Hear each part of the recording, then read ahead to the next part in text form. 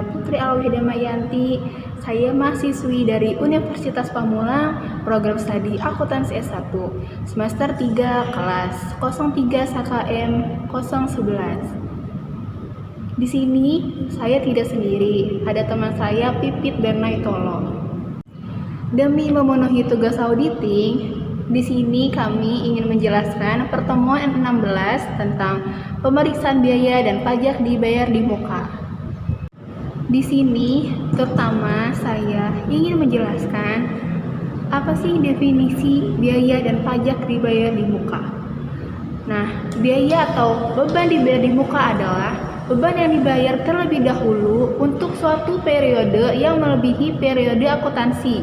Dengan demikian, beban yang dibayar di muka bukanlah merupakan beban seluruhnya pada periode tersebut, melainkan sebagai aktiva lancar. Sedangkan pengertian pajak dibayar di muka adalah pajak yang dibayar oleh perusahaan setiap bulan atau dipotong atau dipungut oleh pihak ketiga dan akan diperhitungkan sebagai kredit pajak di akhir tahun untuk pajak penghasilan atau di akhir bulan untuk PPN. Nah, contoh pajak dibayar di muka adalah PPh 22 dari import barang, PPh 23 dari bunga, dividen, royalti, dan manajemen fee, PPh 25 setoran masa pajak penghasilan, dan PPN masukan, yaitu pajak pertambahan nilai yang dipungut oleh pengusaha kena pajak pada waktu perusahaan membeli barang atau jasa kena pajak. Selanjutnya, contoh biaya dibayar di muka. Yang pertama ada premi asuransi atau prepaid insurance. Yang kedua ada sewa dibayar di muka untuk masa 1 tahun yang akan datang atau prepaid rent. Yang ketiga ada biaya lain-lain, biaya dibayar di muka atau prepaid others, misalnya biaya iklan di radio dan lain-lain, berdasarkan kontrak barang untuk promosi. Sedangkan sifat biaya dibayar di muka dan pajak dibayar di muka menurut standar akuntansi keuangan adalah yang pertama, biaya dibayar di muka dimaksudkan sebagai biaya yang telah terjadi yang akan digunakan untuk aktivitas perusahaan yang akan datang. Yang kedua, bagian dari biaya dibayar di muka yang akan memberikan manfaat untuk beberapa periode kegiatan diklasifikasikan sebagai aktiva tidak lancar. Selanjutnya, tujuan pemeriksaan biaya dan pajak dibayar di muka. Yang pertama, memeriksa keberadaan internal kontrol biaya dan pajak dibayar di muka. Yang kedua, memeriksa apakah biaya yang mempunyai kegunaan untuk tahun berikutnya sudah dicatat sebagai biaya dibayar di muka. Yang ketiga, memeriksa apakah biaya dibayar di muka yang mempunyai kegunaan untuk tahun berjalan sudah dicatat sebagai biaya tahun berjalan. Yang keempat, memeriksa apakah pajak dibayar di muka didukung oleh bukti setoran atau pemungutan pajak yang sah dan lengkap sehingga bisa diperhitungkan sebagai kredit pajak pada akhir periode. Dan yang terakhir, yang kelima, memeriksa kesesuaian penyajian biaya dan pajak dibayar di muka dalam laporan keuangan dengan PABU atau PSAK. Perkenalkan, saya Pipit Eka Dinata. Di sini saya akan melanjutkan penjelasan dari teman saya Putri mengenai prosedur pemeriksaan biaya dan pajak dibayar di muka. Prosedur pemeriksaan biaya dan pajak dibayar di muka dibagi menjadi dua, yakni prosedur compliance test dan substantive test.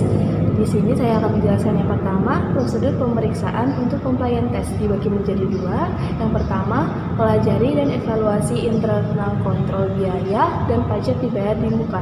Dibagi menjadi dua lagi, yang A menggunakan ICQ yang tercakup dalam ICQ atas pengeluaran kas dan bank. B.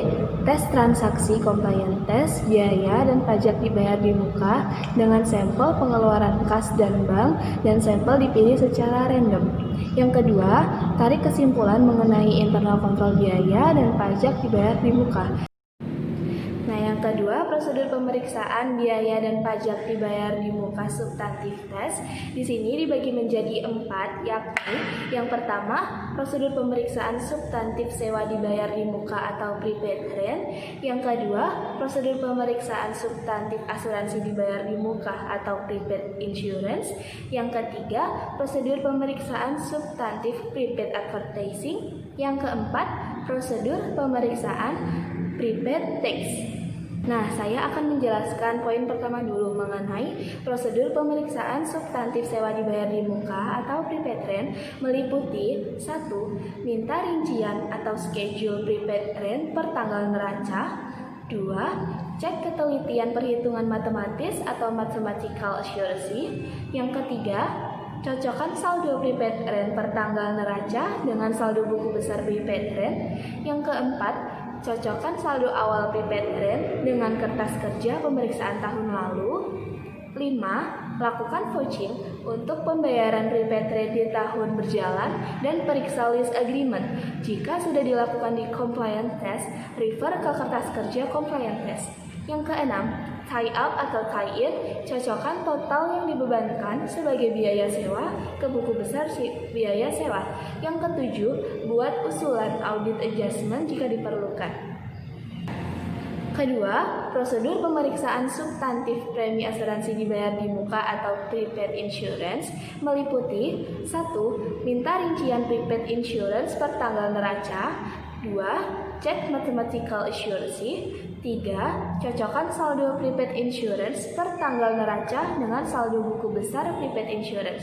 4. Cocokkan saldo awal prepaid insurance dengan kertas kerja pemeriksaan tahun lalu. 5. Lakukan vouching untuk pembayaran premi asuransi di tahun berjalan.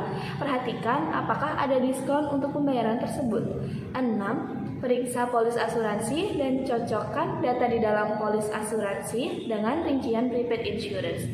7. Tie up total yang dibebankan sebagai biaya asuransi ke buku besar biaya asuransi. 8. Periksa apakah nilai pertanggungan atau insurance coverage cukup atau tidak, dan di sini tidak terlalu besar, tidak terlalu kecil. 9. Perhatikan apakah di dalam polis asuransi terdapat banker clause atau pasal dalam polis asuransi yang menyebutkan tentang kerugian jika ada klaim dibayarkan oleh bank. Yang terakhir ke-10, buat usulan audit adjustment jika diperlukan. Nah, yang ketiga, prosedur pemeriksaan substantif prepaid advertising meliputi 1. Minta rincian prepaid advertising per tanggal neraca.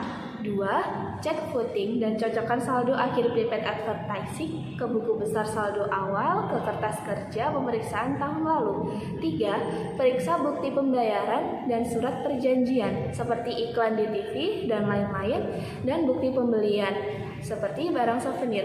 Keempat, periksa kebenaran pembebanan ke biaya, yakni untuk barang souvenir harus dilakukan stok opnam pada akhir tahun. Nah, untuk yang terakhir, prosedur pemeriksaan substantif prepaid tax di sini meliputi 1. Minta rincian prepaid tax per tanggal neraca. Rincian ini bisa per jenis pajak ataupun dicampur. Yang kedua, cek footing dan cocokkan saldonya dengan buku besar. Yang ketiga, untuk PPh, bandingkan angka prepaid tax di rincian dengan SPT PPh badan. Keempat, untuk pajak pertambahan nilai atau PPN masukan, bandingkan angka prepaid tax di rincian dengan SPT masa atau SPR. Baik, perkenalkan nama saya Noitologia, Prodi Akuntansi S1. Langsung saja saya akan melanjutkan penentuan risiko pengendalian beban dibayar muka. Transaksi beban dibayar muka, beban ditangguhkan dan aktiva tidak berwujud biasanya diproses melalui pembelian. Pembahasan yang tersisa berfokus pada akun asuransi dibayar di muka karena akun tersebut akan ditemui pada hampir semua perikatan. Bagian dari penentuan auditor atas risiko pengendalian atas transaksi asuransi dibayar di muka didasarkan pada efektivitas prosedur pengendalian dalam proses pembelian.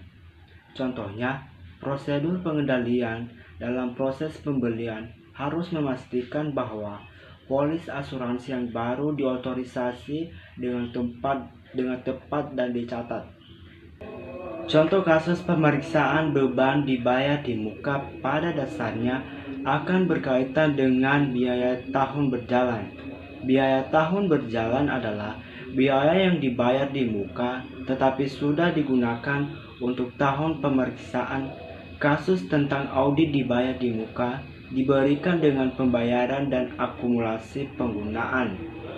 Tanya jawab pemeriksaan biaya dibayar di muka dan pajak dibayar di muka menjadikan audit prosedur dan tujuan pemeriksaan harus dipahami oleh auditor. Sewa dibayar di muka menurut sak etap adalah sewa operasi di mana perusahaan hanya memanfaatkan sesuatu aset tanpa harus memeliharanya. Nah, di samping itu, perusahaan tetap harus melakukan pemeriksaan terhadap biaya dibayar di muka dan pajak dibayar di muka, sesuai dengan prosedur pemeriksaan yang berlaku. Hal ini untuk menghindari adanya penggelapan pajak ataupun beban yang dilakukan oleh pihak-pihak yang tidak bertanggung jawab. Jadi, kesimpulan yang bisa kami ambil adalah biaya dibayar di muka dimaksudkan sebagai biaya yang telah terjadi yang akan digunakan untuk aktivitas perusahaan yang akan datang. Sedangkan pajak dibayar di muka adalah pajak yang dibayar oleh perusahaan setiap bulan atau dipotong atau dipungut oleh pihak ketiga dan akan diperhitungkan sebagai kredit pajak di akhir tahun untuk pajak penghasilan atau di akhir bulan untuk PPN. Di samping itu, perusahaan tetap harus melakukan pemeriksaan terhadap biaya dibayar di muka dan biaya dibayar dan pajak dibayar di muka sesuai dengan prosedur pemeriksaan biaya dibayar di muka dan pajak dibayar di muka yang berlaku. Sekian dari kelompok kami, semoga dapat dipahami dan bermanfaat bagi rekan-rekan. Terima kasih. Wassalamualaikum warahmatullahi wabarakatuh.